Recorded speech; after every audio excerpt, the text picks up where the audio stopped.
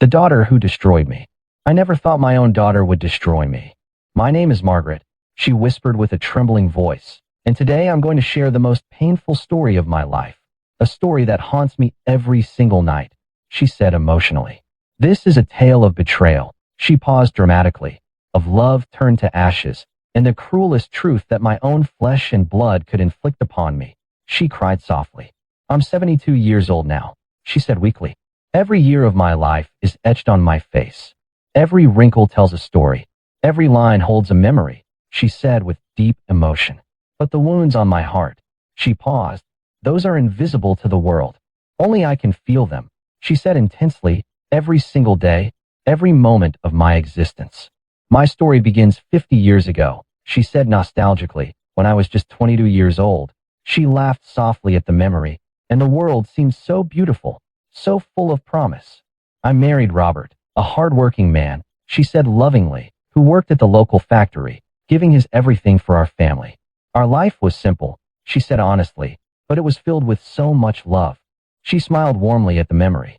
We didn't have much money, she admitted softly, but our little apartment was a home, a real home, full of warmth and laughter, she said tenderly. Robert would wake up at 5 in the morning, she recalled emotionally, get ready for the factory, and I would make him hot coffee and breakfast with all my love, she said with tears forming. He always told me, she said imitating his voice, Maggie, your cooking is what gets me through the day. You're my angel. She laughed happily, tears streaming down her face. Then our daughter Emily was born, she said joyfully, and my entire world became complete. When I think about it now, she cried sadly, how that precious baby girl I held so close to my heart, she said with voice breaking, the child I sacrificed everything for. She became the one who shattered my life into a million pieces. She said angrily, her voice trembling with rage and heartbreak. Emily was the most beautiful baby, she said lovingly, with big blue eyes that sparkled like sapphires, she described softly, and golden hair that glowed in the sunlight.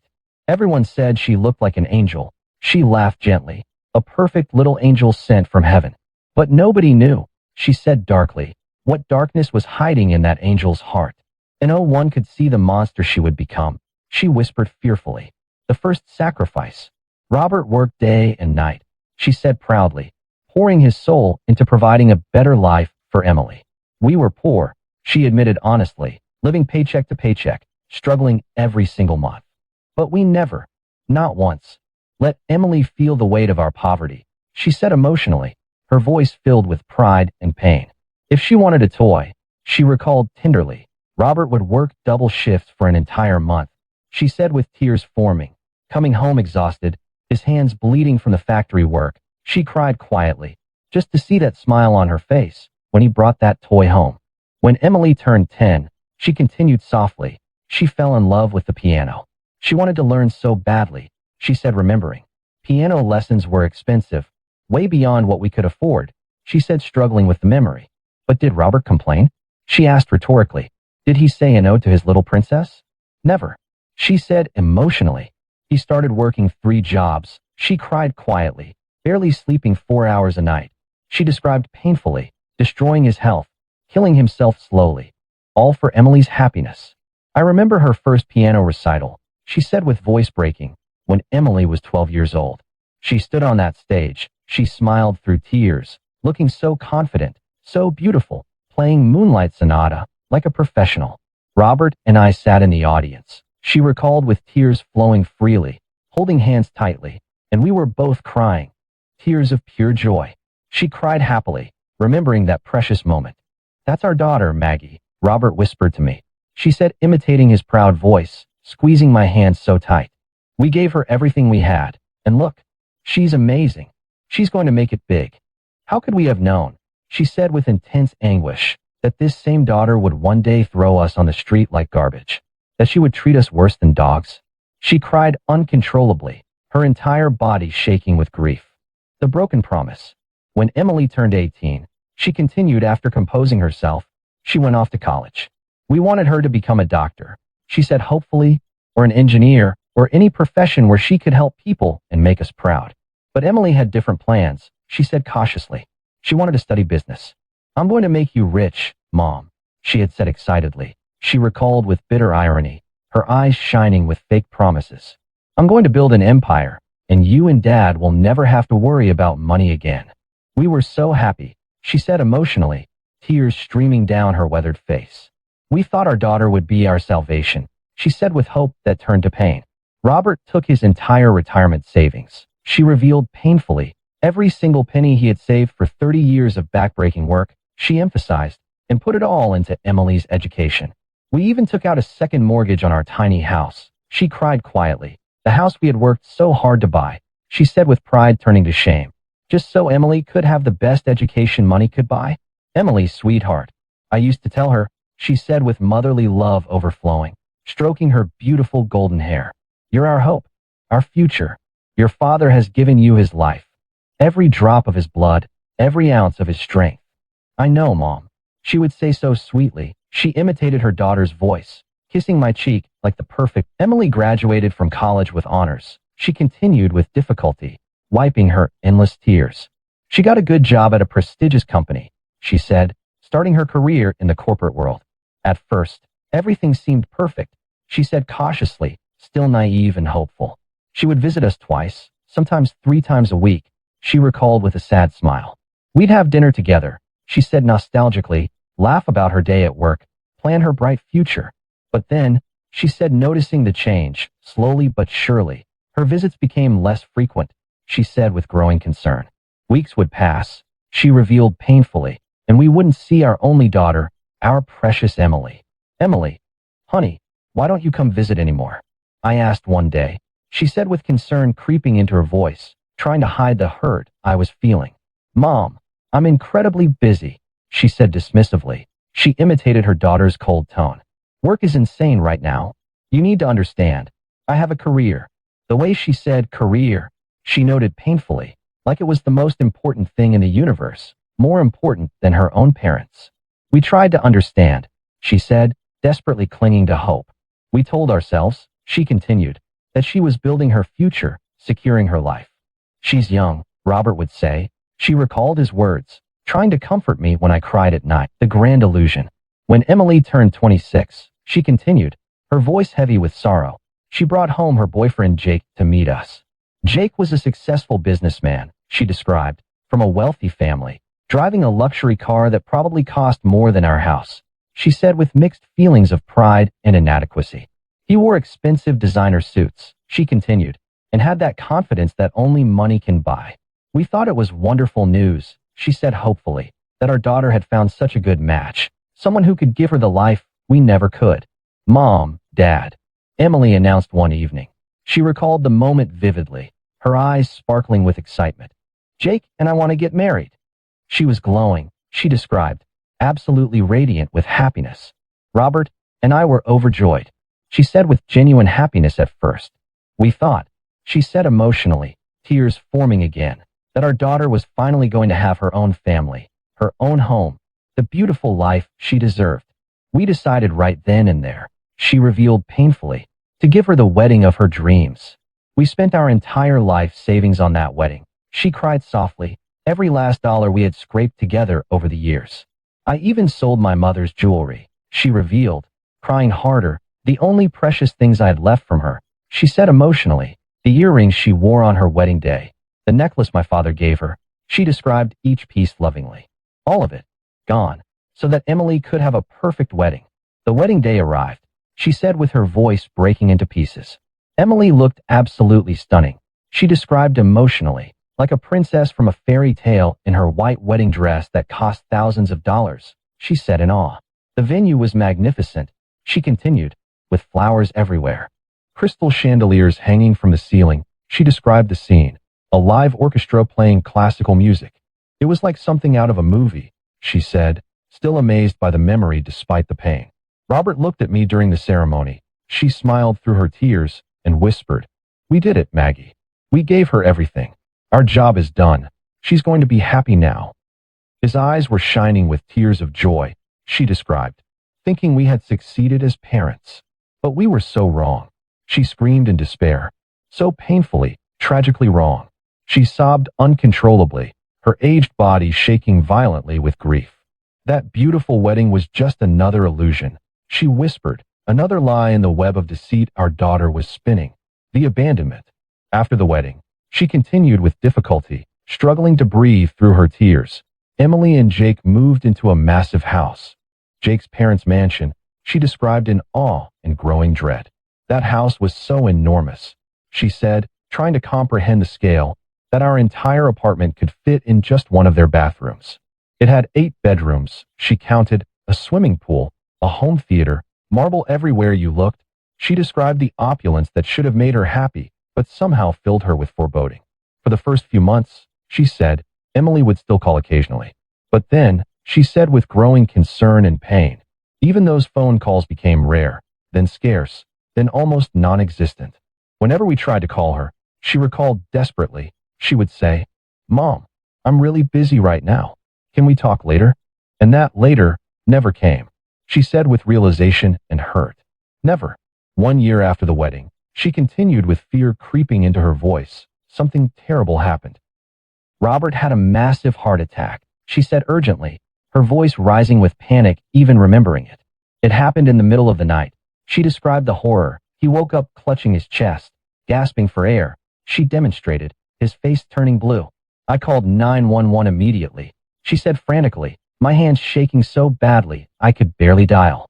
The moment the ambulance left with Robert, she recalled desperately, I called Emily, my fingers trembling as I dialed. Emily, Emily, please. I screamed into the phone. She cried desperately, barely able to form words through my terror. It's your father. He's had a heart attack. He might die. Please come to the hospital right now.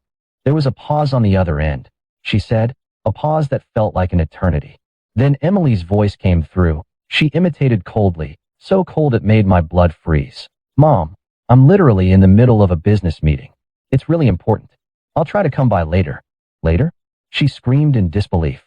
Her father was dying, and she said later? She cried in anguish, unable to comprehend such coldness. What kind of meeting is more important than your father's life? She asked desperately, searching for understanding that would never come. Emily didn't come that day. She revealed painfully, tears flowing like rivers. She didn't come the next day either, she said with growing horror. When she finally showed up on the 3rd day, she continued bitterly. Robert had already been moved out of the ICU. Thank God he was stable. But Emily stayed for only 10 minutes, she said in shock and rage. 10 minutes. She repeated, emphasizing the cruelty. She said, glad you're okay, Dad.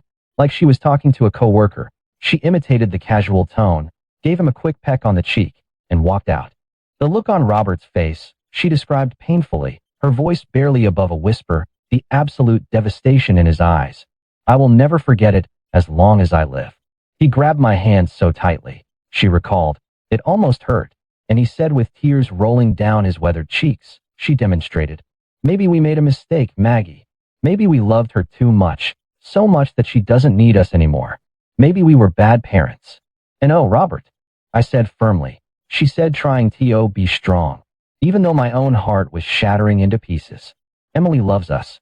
She's just busy. She's building her life. She'll come back to us. But I was lying. She admitted with shame and pain. I was lying to him, she cried, and worse. I was lying to myself. She sobbed desperately. The slow death. The next 2 years were hell on earth, she continued, her voice weak and broken. Robert's health deteriorated rapidly, she said with growing despair, like watching someone you love fade away right before your eyes, powerless to stop it. He had another heart attack, she revealed fearfully, then a stroke that left him partially paralyzed. She described his suffering, then diabetes, then kidney problems. Our medical bills skyrocketed, she said desperately, reaching amounts we could never afford in a million years.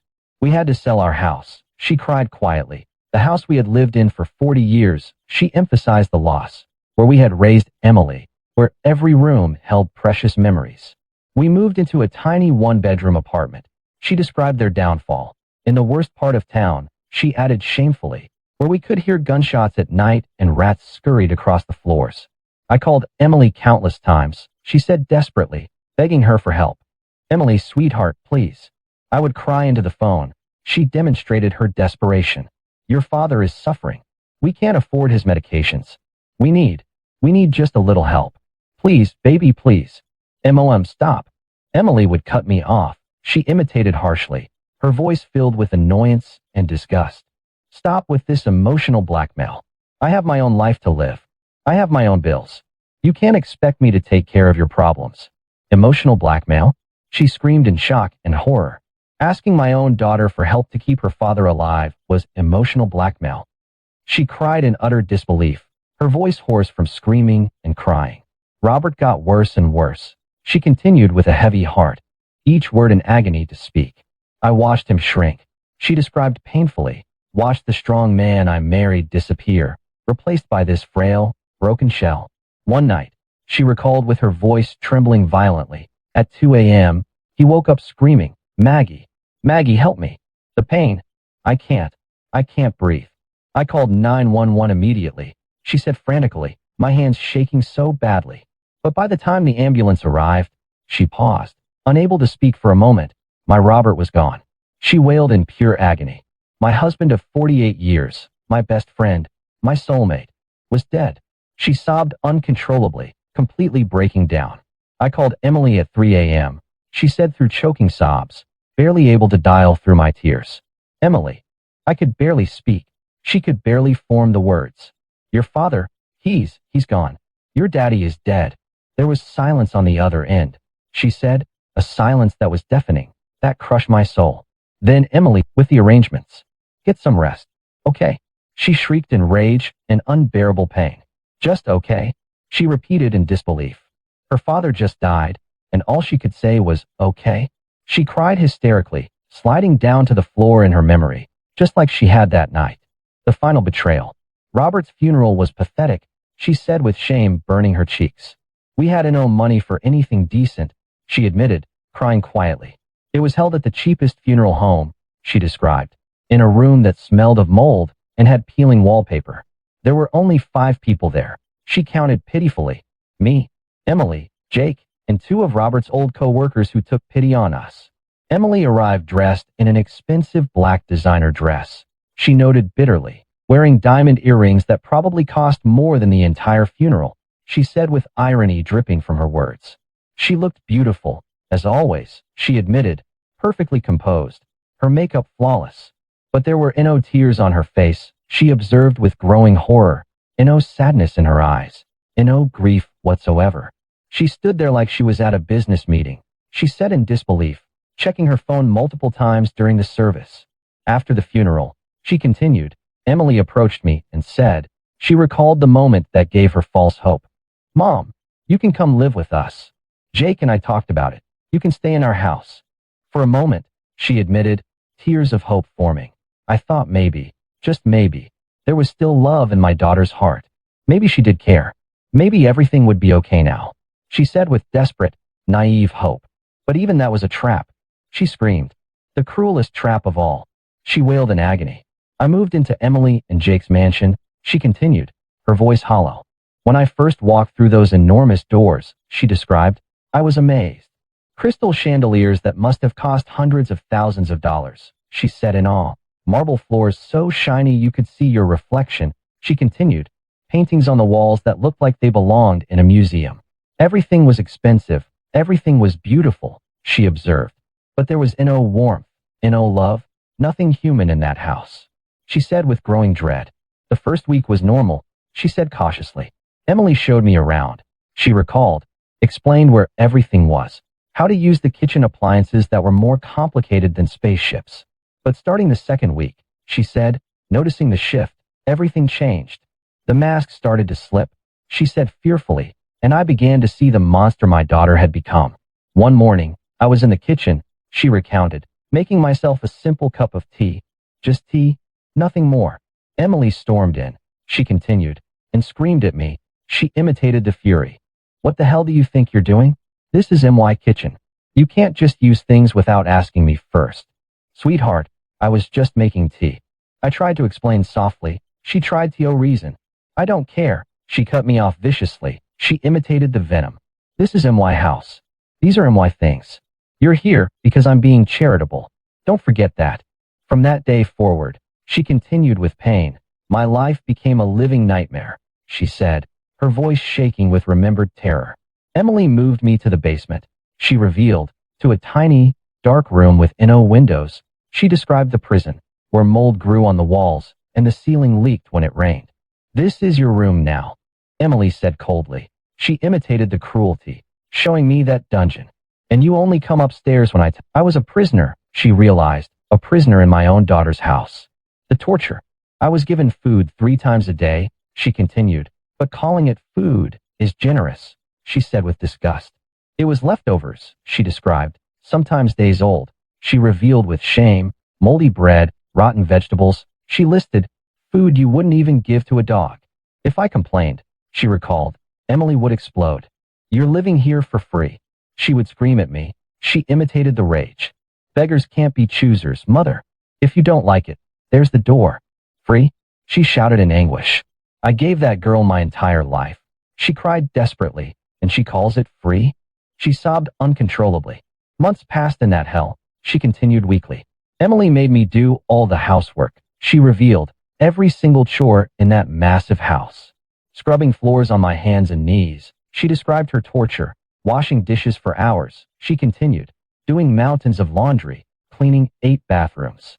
I was 70 years old. She emphasized her age. With arthritis in my joints, she described her pain, with high blood pressure, with a weak heart. But Emily didn't care. She said with bitter realization, if you want to eat. Emily told me one day, she imitated the cruelty. You have to work. Nothing in life is free, mother.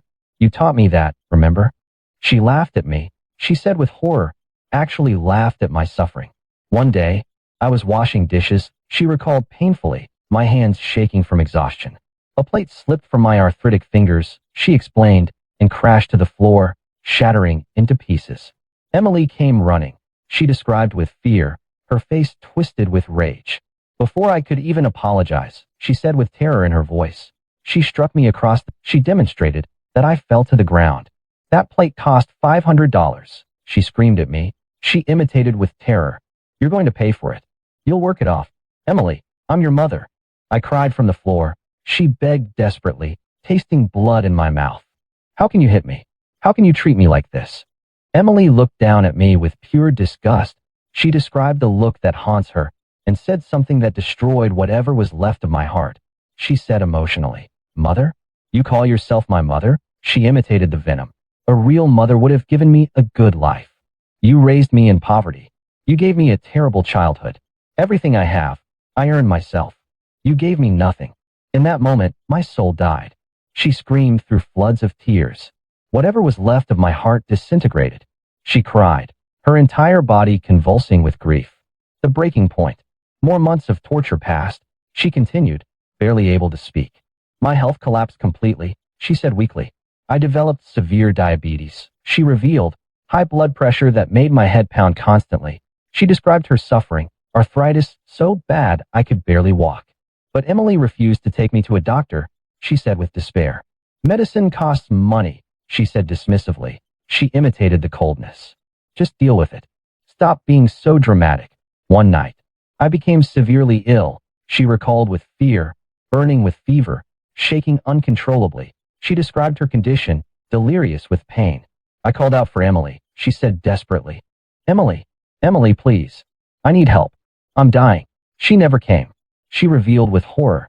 I spent the entire night alone in that basement, she cried, thinking every breath would be my last.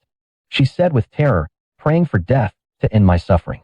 The next morning, Jake was leaving for work, she continued, and he accidentally looked into my room. He was horrified. She described his reaction at the state I was in. Emily, your mother needs to go to the hospital right now, he shouted. She imitated his panic. Jake, she's fine, Emily said carelessly. She imitated the dismissal. She's just being dramatic for attention. She does this all the time. Dramatic? She shouted weakly. I was dying and she called it drama? She cried in disbelief. Jake insisted, she continued, and reluctantly Emily took me to the hospital. The doctor told her I had pneumonia, she revealed, and if I had waited even one more day, she paused dramatically, I would have died, she said in shock. When we returned home, she continued, Jake confronted Emily. I could hear them arguing, she said, right outside my basement room. Emily, this is wrong, Jake shouted. She imitated him. That's your mother. How can you treat her like this? This is cruel. This isn't human. Jake, you don't understand. Emily defended herself. She imitated defensively. She gave me nothing. I made myself. She's just a burden. She's using us. Burden. She screamed in absolute agony. The woman who carried her for 9 months, she said emotionally, who held her to my breast to feed her, she continued crying, who gave up everything for her. SHE called me a burden. Jake and Emily had a massive fight, she continued. The next day, she revealed, Jake secretly gave me a phone, she said conspiratorially. Margaret, he whispered to me. She recalled his kindness. If you ever need help, call me. Hide this phone. Don't let Emily find it. That phone became my only hope. She said emotionally, my only lifeline to the outside world. The final cruelty. A few weeks later, she continued with dread. Jake had to leave on a business trip. For 2 months, she revealed ominously. Before leaving, he told me, she recalled, Margaret, I'll be back as soon as I can. Please take care of yourself. Please stay safe. He looked so worried, she said, like he knew something terrible would happen. The moment Jake left, she said with fear, Emily's true evil emerged. She said intensely. She stopped giving me food. She revealed in shock, completely. Maybe once a day, she said, she would throw me some scraps, like I was an animal. I was starving, she cried, literally starving in that basement. She locked me in, she continued. I couldn't leave that room at all. The door was locked from the outside. She described her prison. I was trapped in complete darkness. You're my prisoner now, Emily said one day, laughing cruelly. She imitated with terror. And you'll stay here until Jay comes back, if you survive that long. She laughed maniacally. She described the evil laugh. These are the papers to transfer your bank account to me, she said with a wicked smile. She described the evil expression. That little bit of money you have left, your social security, dad's pension, it's all mine now. Consider it payment for all those years I had to suffer through your poverty. Payment. She screamed in horror. She wanted payment for being raised, for being loved. She cried in absolute disbelief. I won't sign, I said, finding courage I didn't know I had left. She said defiantly, even though I was terrified. What happened next, she said with her voice shaking violently, still haunts my nightmares. Emily grabbed my hair. She described the assault, yanking it so hard I thought my scalp would tear off. She cried out in pain. She dragged me across the floor, she continued, my old body screaming in agony. She described her suffering and threw me against the wall. Sign it, she screamed in my face. She imitated the rage, her spit hitting my face, or I will throw you out on the street. I will leave you on the sidewalk with the rats and homeless people. You'll die out there like a dog. I was so scared, she admitted with shame, so completely terrified. With shaking hands, she demonstrated, I signed those papers, she said, crying helplessly, signing away the last thing I had in this world. Emily snatched the papers from my trembling hands, she described, and smiled a smile of pure evil, she said with horror. Good, she said with satisfaction. She imitated the cruelty. Now you have nothing. You're completely dependent on me. She laughed in my face. She cried, actually laughed at my complete destruction. But even that wasn't enough for her. She continued with growing horror. The very next day, she revealed, Emily did the unthinkable. She threw me out, she said in shock, literally threw me out of the house. Get out, she screamed. She imitated the viciousness, dragging me up the basement stairs, my body bouncing on each step. She described the brutality. I don't want you here anymore. You're nothing to me. You mean nothing. Get out of my house. She opened the front door, she continued, and pushed me. She demonstrated, pushed me so hard that I fell down the front steps. She cried, tumbling onto the concrete sidewalk. My hip hit the pavement.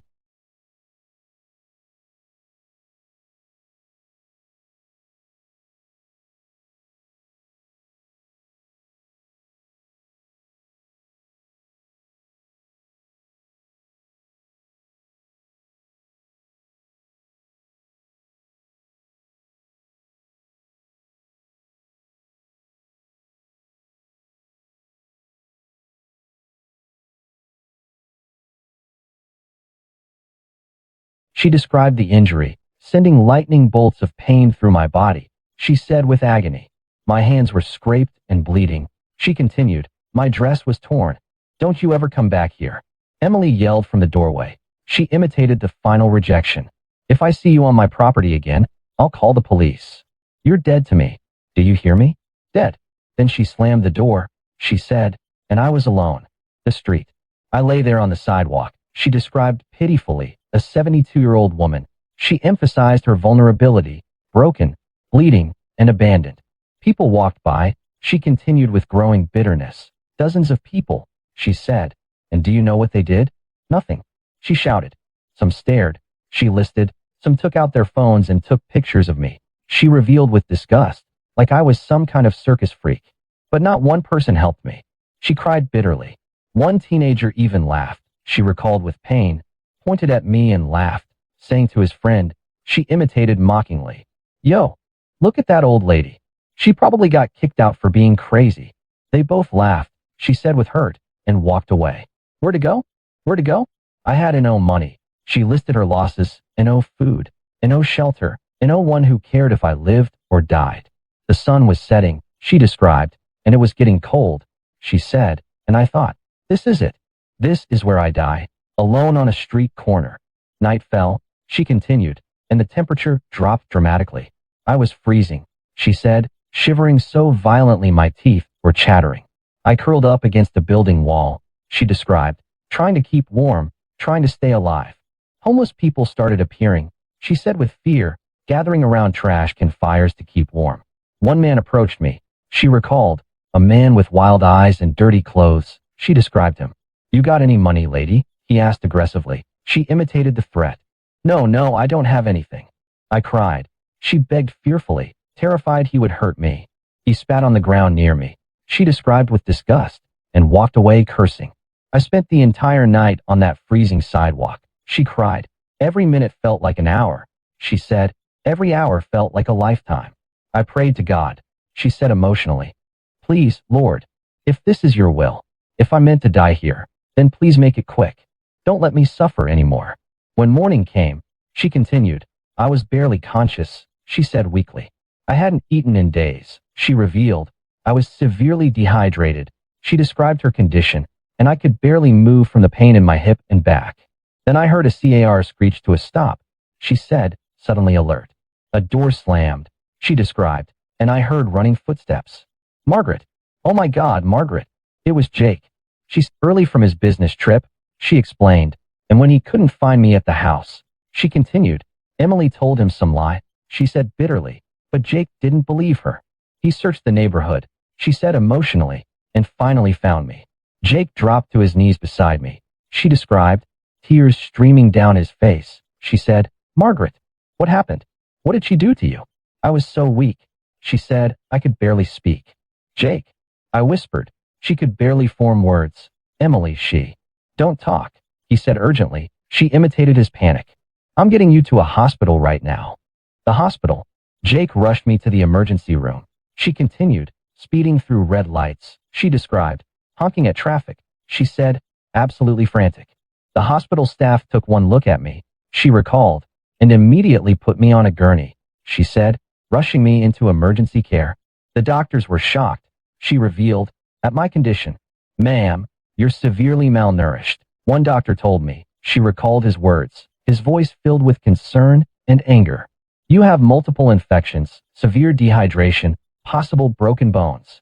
Who did this to you? I couldn't answer, she said. I just cried. Jake told them everything, she continued, everything he knew about how Emily had been treating me. This is elder abuse, the doctor said angrily. She imitated his outrage. We need to call the police. This is a crime. I spent 2 weeks in that hospital, she said, slowly recovering my strength.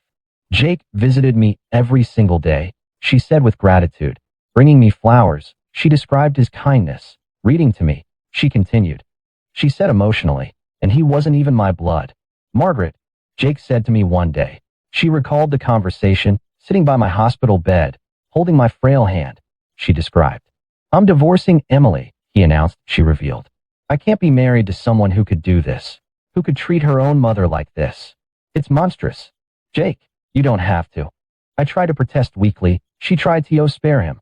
Yes, I do, he insisted firmly. She imitated his determination. What she did to you is unforgivable. I will not stand by someone who has no heart, no soul, no conscience. The police did come, she continued. Detectives who asked me hundreds of questions, she said, documenting everything Emily had done. They took photos of my injuries. She revealed the bruises that covered my body. She described the scars from her abuse. Mrs. Margaret, the detective said to me. She recalled, a kind woman in her 40s, she described, what your daughter did to you is criminal. We're going to press charges for elder abuse, financial exploitation, assault, and false imprisonment. Emily was arrested. She revealed with mixed emotions. When they put those handcuffs on her, she described the scene Jake told her about. She screamed and cried. She imitated, "This is a mistake. My mother is lying. She's senile. She doesn't know what she's saying." But the evidence was overwhelming, she said.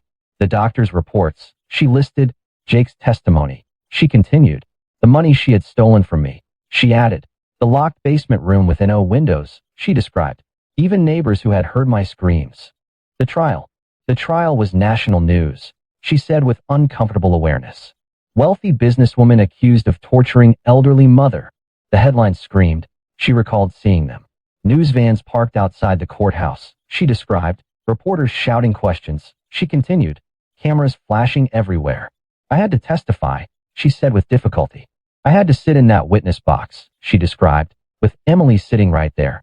She said, just feet away from me, staring at me with pure hatred in her eyes. The prosecutor asked me to describe what happened, she recalled. Mrs. Margaret, she said gently. She imitated the prosecutor. Please tell the jury what your daughter did to you. I told them everything, she said, every horrible detail. She cried as she testified. The jury looked horrified, she observed. Some were actually crying, she noted, as I described being starved. She listed, beaten, she continued, locked in a basement, she added, thrown out on the street like garbage. When I finished, she said, there wasn't a dry eye in that courtroom. She described the scene. Even the judge was wiping his eyes, she noted. Then it was Emily's turn to testify. She continued with bitterness. And do you know what she said? She showed no remorse. She revealed with shock, no guilt whatsoever. I gave my mother a home. Emily said defiantly. She imitated the defiance. I could have left her in that tiny apartment. I was being charitable. She's lying about everything. She's just trying to get attention, trying to destroy me because she's jealous of my success. Jealous? She screamed in disbelief. I was jealous. I would have given anything to have my daughter's love. And she thought I was jealous of her money? She cried desperately. The jury deliberated for only 2 hours, she revealed. When they came back, she described the tense moment. The forewoman stood and read the verdict. We find the defendant, Emily Harrison, guilty on all charges. The courtroom erupted, she described. People were cheering, she said.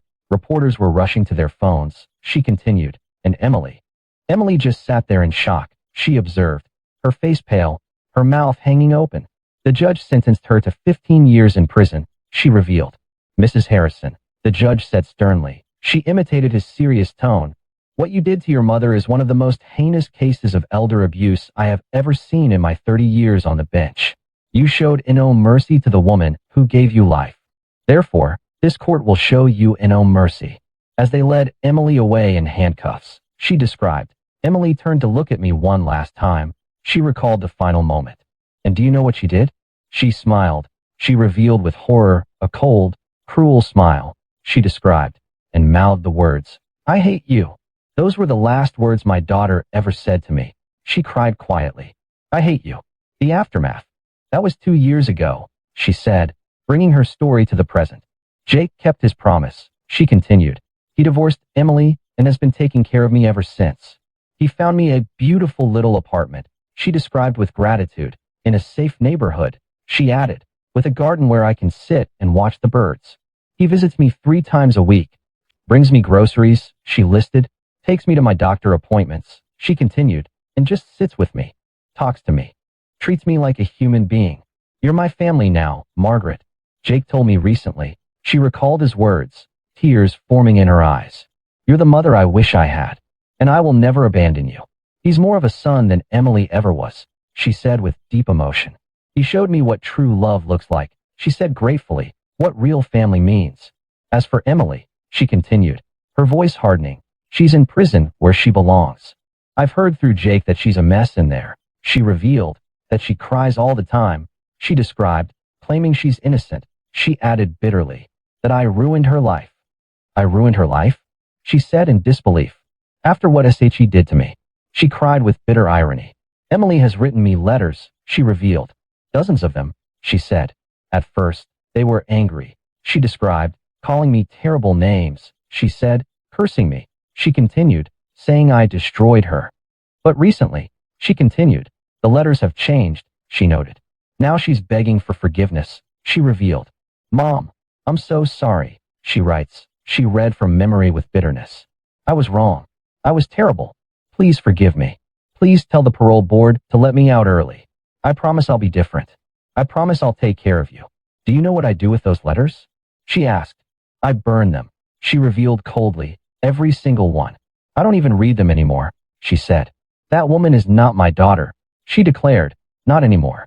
My real daughter, she said emotionally. The person in that prison is a stranger to me, she said with finality, a monster wearing my daughter's face. The lesson. So why am I telling you this story? She asked, addressing her listeners directly. Why am I sharing the most painful experience of my life with complete strangers? Because I want you to understand something, she said intensely, something vitally important. Blood doesn't make you family, she declared. Love makes you family. Respect makes you family. Compassion makes you family. I spent my entire life sacrificing for Emily, she said emotionally, giving her everything I had. She continued, going without so as she could have. And what did it get me? She asked bitterly. Torture, she answered. Abuse. Abandonment. But Jake who has no blood relation to me, she said with emotion, he is the one who saved me, she declared. He is the one who treats me with dignity, she continued. He is my true family. To all you parents out there, she said, speaking directly to them, listening to my story. Love your children. Yes, she advised, sacrifice for them, absolutely. But don't lose yourself in the process, she warned.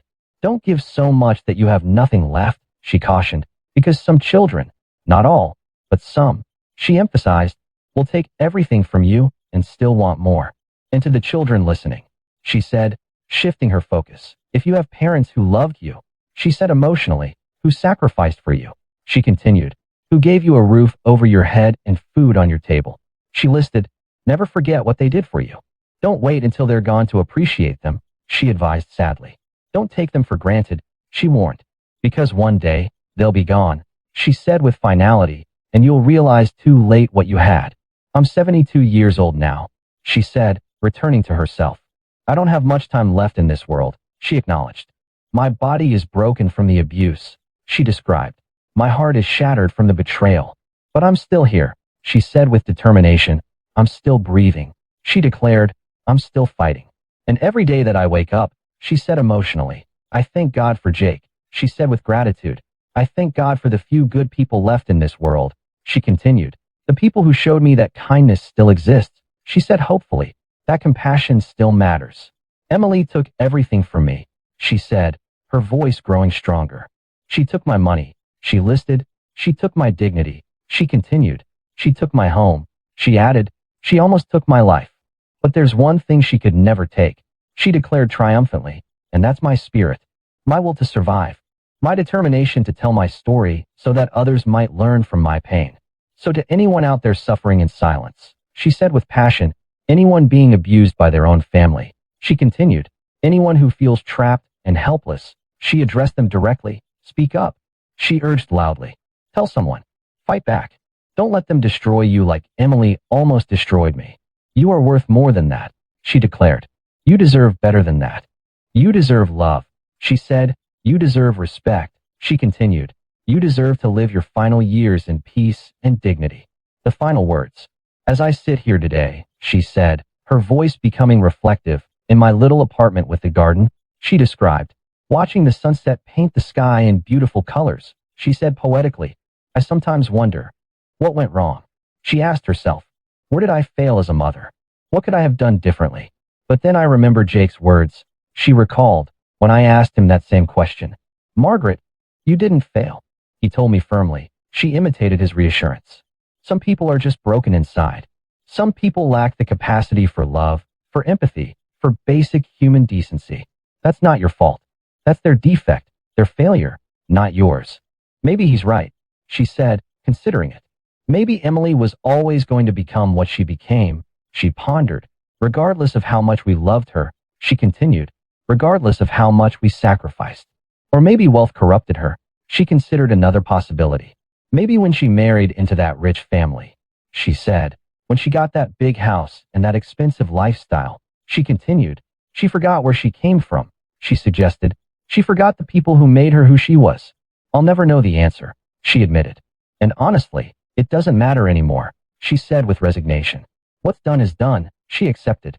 I can't change the past, she acknowledged. I can only live in the present and hope for a better tomorrow. My story is a warning, she said solemnly. It's a cautionary tale, she described, about what can happen when you give everything to someone who doesn't appreciate it. She explained, when you sacrifice so much for someone who sees it as their right rather than your gift. But my story is also about survival, she said with pride, about strength, she continued, about finding the will to go on even when everything has been taken from you. It's about discovering that family isn't always blood, she declared, that sometimes the people who save you are the ones you least expect. Jake saved my life, she said emotionally, tears flowing freely now. He showed me that good people still exist, she said gratefully, that kindness isn't dead, she continued, that there's still hope in this dark world. So if there's one thing I want you to take away from my story, she said, addressing her audience one final time, it's this. Never give up, she declared loudly. No matter how dark things get, she continued. No matter how hopeless it seems, she added. No matter how much pain you're in, she emphasized. Keep fighting, she urged passionately. Keep surviving. Keep hoping. Because somewhere out there, she said with hope, there's a Jake waiting to find you, she promised. There's someone who will see your worth, she continued, who will treat you with the dignity you deserve. And to Emily, she said, her voice hardening one last time, wherever you are in that prison cell, I hope you think about what you did, she said coldly. I hope you remember the woman who carried you for 9 months, she reminded her, who held you when you cried, she continued, who went without food so you could eat, she listed, who worked her fingers to the bone so you could have piano lessons. I hope you remember all of that, she said intensely, and I hope it haunts you, she declared, every single day for the rest of your miserable life. You took my money, she listed, you took my health, she continued, you took years from my life. But you didn't take my soul, she declared triumphantly. You didn't take my spirit. You didn't take my ability to love and be loved. I'm free now, she said with relief. Free from you, she emphasized, free from your cruelty, she continued, free from your hatred. And that freedom, she said emotionally, that is worth more than anything you ever took from me. My name is Margaret, she said, returning to where she started, and this is my story, she concluded. A story of love and betrayal, she summarized, of sacrifice and cruelty, she continued, of destruction and survival. I share it with you not for pity, she clarified, but for awareness, she explained. So that others might recognize the signs of abuse, she said, so that others might find the courage to speak up, she continued, so that others might survive what I survived. If my story helps just one person, she said softly, if it saves just one elderly person from suffering what I suffered, she continued, then every painful memory was worth sharing. Thank you for listening, she said with genuine gratitude, for hearing my story, she continued, for bearing witness to my pain. And remember, she said as her final words, you are stronger than you think, she declared, you are worth more than your abusers claim, she continued, and you are never, ever, alone.